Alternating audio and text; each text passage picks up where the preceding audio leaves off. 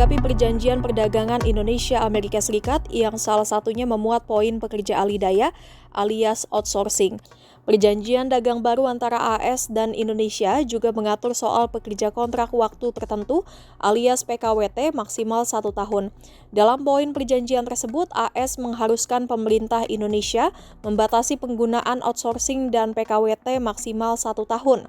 Perintah itu tertuang dalam kesepakatan dagang resiprokal atau Agreement Reciprocal Trade yang ditandatangani Presiden Prabowo Subianto dengan Presiden AS Donald Trump. Dokumen perjanjian itu menyatakan pemerintah Indonesia akan menerbitkan peraturan pelaksana Undang-Undang Omnibus Law Cipta Kerja tahun 2023. Pada poin berikutnya, perjanjian itu mengharuskan Indonesia merevisi Undang-Undang Ketenagakerjaan dengan mencantumkan pasal terkait larangan alidaya fungsi bisnis. Kemudian, UU Ketenagakerjaan baru juga harus membatasi pekerja kontrak paling lama 1 tahun. Selain itu, ketentuan dalam UU Ketenagakerjaan yang membatasi pekerja dan serikat pekerja menjalankan hak mereka berorganisasi juga harus dihapus. Pekerja dan serikat pekerja harus memiliki hak penuh menggunakan kebebasan mereka untuk berserikat dan negosiasi. Terkait hal ini, Konfederasi Serikat Pekerja Indonesia alias KSPI dan Partai Buruh tidak mau buru-buru girang dulu dengan poin perjanjian tersebut.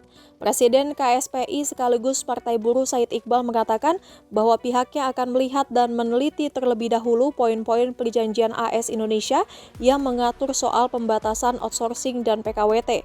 Apakah kata Said Iqbal poin tersebut benar-benar bertujuan untuk melindungi buruh atau justru sebaliknya untuk menurunkan daya saing pekerja Indonesia? Said Iqbal mengatakan bahwa KSPI dan Partai Buruh akan meminta pendapat para buruh terkait dengan perjanjian tersebut. Mereka akan membagikan kuesioner apakah akan menerima atau menolak poin perjanjian AS dan Indonesia. Sebenarnya kata Said Iqbal, pembatasan outsourcing di Indonesia sudah pernah dimenangkan oleh buruh saat mengajukan gugatan di Mahkamah Konstitusi alias MK.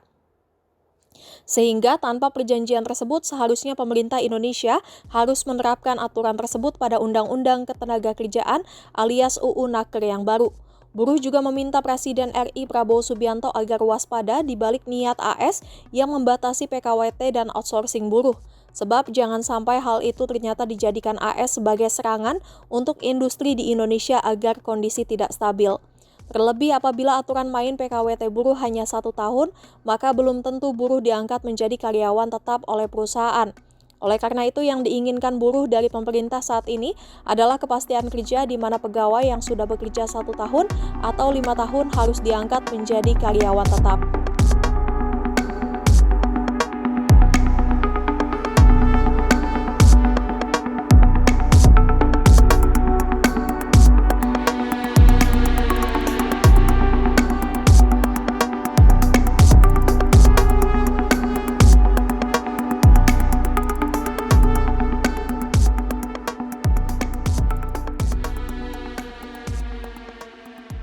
Download Tribun X sekarang, menghadirkan lokal menjadi Indonesia.